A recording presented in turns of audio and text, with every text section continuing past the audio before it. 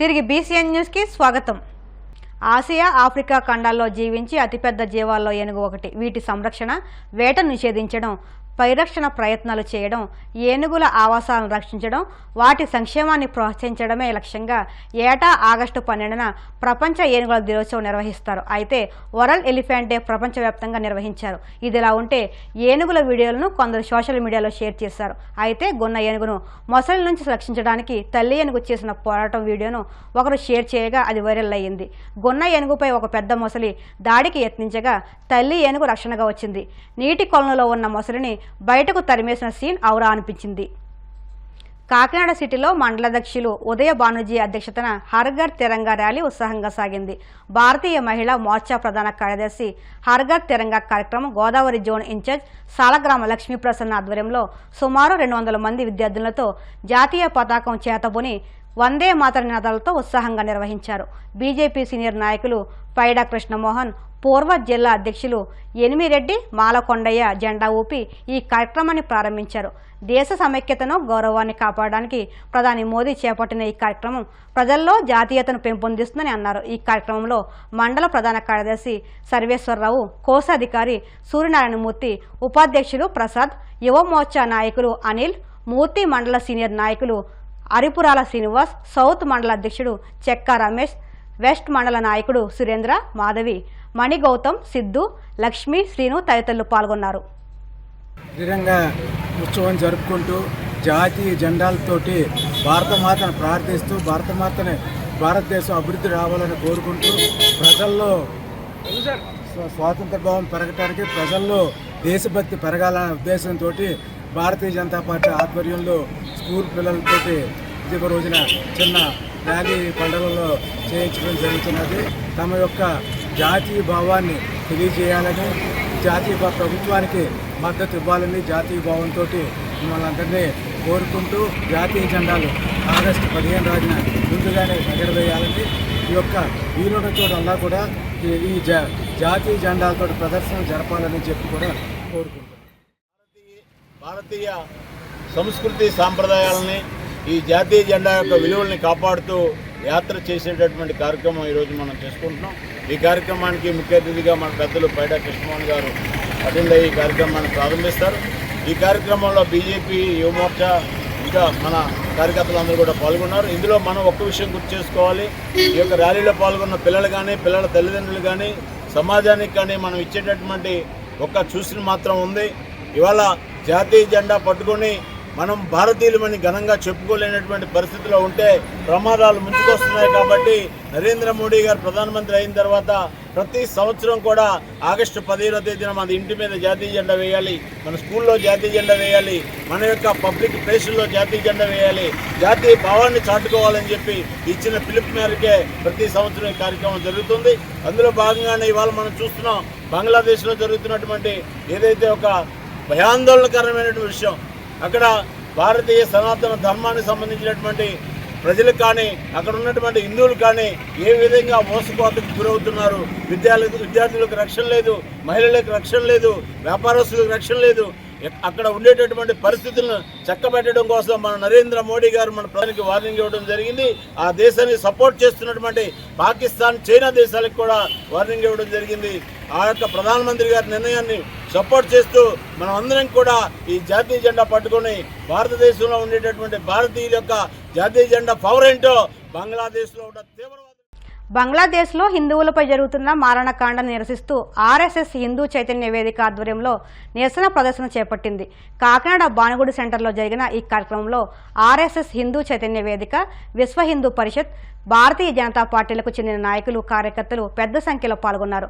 బంగ్లాదేశ్లో హిందువులపై మారణకాండను ఆపాలని పెద్ద ఎత్తున నినాదాలు చేశారు. ఈ సందర్భంగా బీజేపీ కాకినాడ సిటీ కన్వీనర్ గట్టి సత్యనారాయణ, ఆర్ఎస్ఎస్ ప్రముఖ్ ఆదిత్య శర్మలు మాట్లాడుతూ ఆనాడు దేశ ప్రధాని ఇందిరాగాంధీ బంగ్లాదేశ్కు సాయం అందించి ఆ దేశానికి అండగా నిలిచారని, అదేవిధంగా ప్రస్తుతం మోదీ బంగ్లాదేశ్ ప్రధానికి ఆశ్రయం కల్పించారని అన్నారు. ఈ కార్యక్రమంలో బీజేపీ నాయకులు, ఆర్ఎస్ఎస్ నాయకులు పాల్గొన్నారు.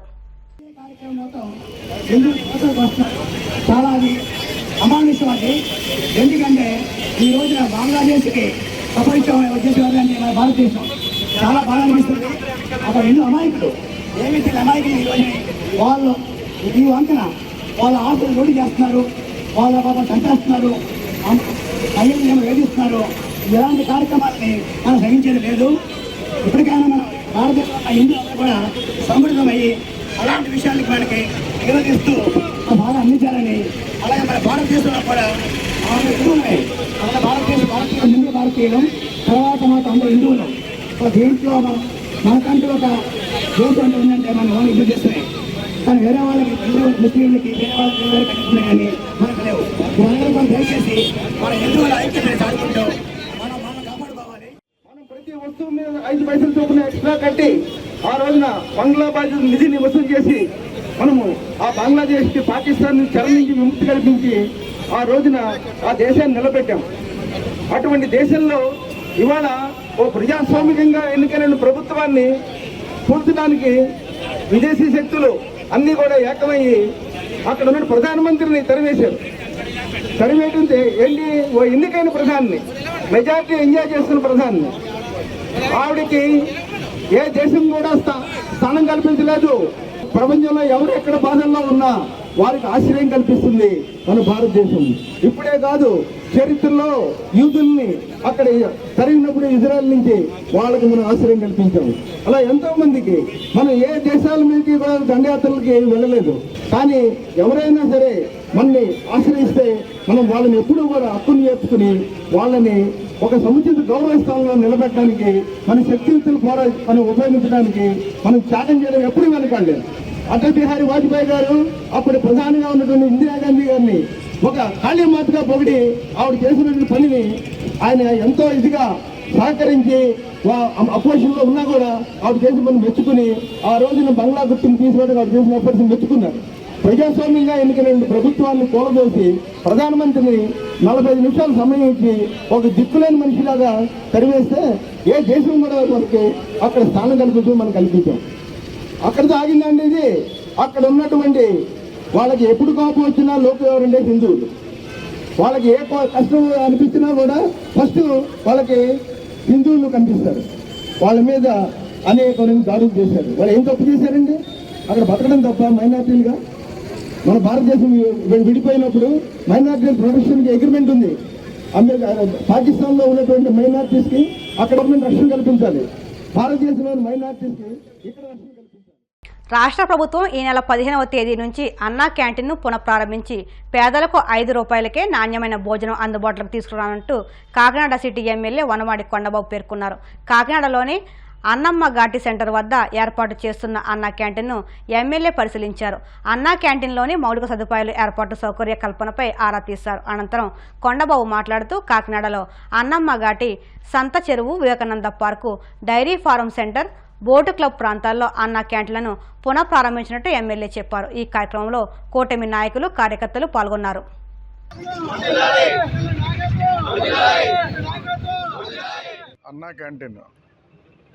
అన్నా క్యాంటీన్ పెట్టి పేదవాడు ఆకలి తీర్చాము. ఆ రోజున ఆనాడు 2014లో ప్రభుత్వం వచ్చిన తర్వాత, తెలుగుదేశం ప్రభుత్వం అధికారంలోకి వచ్చిన తర్వాత ప్రతి పేదవాడికి అన్నం పెట్టాలన్న ఆలోచనతో అన్నా క్యాంటీన్ పెట్టడం జరిగింది. మీ అందరికీ తెలుసు, రాష్ట్ర ప్రజలందరూ కూడా, కాకినాడ ప్రజలకి. ఈ కాకినాడ నగరంలో 5 అన్నా క్యాంటీన్లు పెట్టాం. ఆ రోజున అన్నా క్యాంటీన్లు పెట్టి 5 రూపాయలకే భోజనం పెట్టామండి. ఎంతోమంది సంతోషంగా, ఆనందంగా భోజనం చేసేవారు. అలాంటి అన్నా క్యాంటీను 2019 తర్వాత వైసీపీ ప్రభుత్వం వచ్చిన తర్వాత అన్నా క్యాంటీన్ మూసేయడం జరిగింది. మూసేసిన తర్వాత కాకినాడ ప్రజలకి ఏదో రాష్ట్రంలో అన్ని చోట్ల ఓపెన్ చేసినప్పుడు ప్రజలందరూ కూడా రోడ్లపైకి వచ్చారు.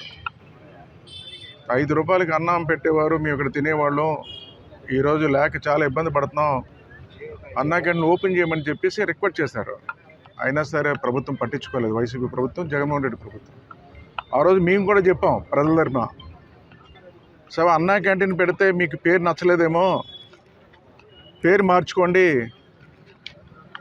జగన్మోహన్ రెడ్డి గారు మీ పేరుని పెట్టుకొని పోని, మీ పేరు కాపన్న వైఎస్ రాజశేఖర రెడ్డి గారి పేరు పెట్టుకోండి, పేదవాడు ఆకలి తీర్చమని కూడా రిక్వెస్ట్ చేసామండి, బతిమాలేమండి.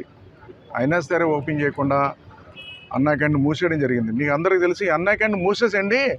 ఇప్పుడు మన జానపర అన్నంగడ్డి సెంటర్లో ఉన్నాం, ఇక్కడ పెట్టాం.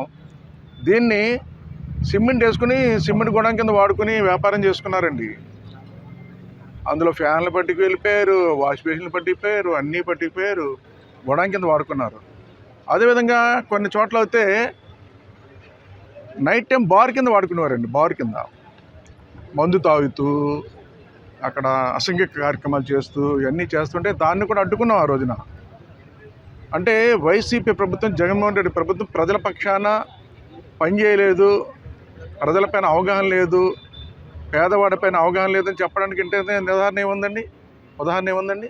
ఆ విధంగా పేదవాడి ఆ రోజు ఆకలి తీరిస్తే దాన్ని కూడా దూరం చేశాడండి. మళ్ళీ మన ప్రభుత్వం వచ్చింది ఈ రోజున, అదే అన్న క్యాంటీన్లు మళ్ళీ ప్రారంభిస్తున్నాం. ఆగస్టు 15న ప్రారంభించి ఈ రాష్ట్రంలో పేదవాడి ఆకలి తీరుస్తామని మీ ద్వారా తెలియజేస్తున్నాం. వార్తలు ముగించే ముందు ముఖ్యాంశాలు మరొక్కసారి. గోదావరి కృష్ణా సంగమ ప్రాంతం ఇబ్రహీంపట్నంలో కృష్ణమ్మకు హారతి, ఏర్పాట్లపై మంత్రి బృందంతో చర్చించిన ఆనం.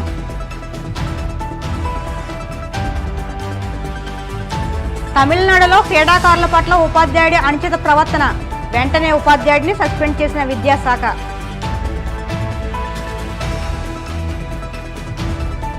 కోల్కతాలోని వైద్య కళాశాల ఘటనపై విద్యార్థుల కొవ్వొత్తుల ర్యాలీ, జీజీహెచ్లో విధులు బహిష్కరించిన జోడాలు.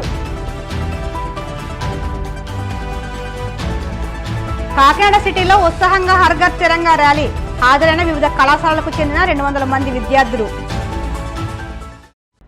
ఈ వార్తలు ఇంతటితో సమాప్తం. మరిన్ని వార్తల కోసం DCN digital YouTube channel, Facebook పేజీని ఫాలో అవ్వండి. అప్డేట్ వార్తల కోసం ప్లీజ్ సబ్స్క్రైబ్.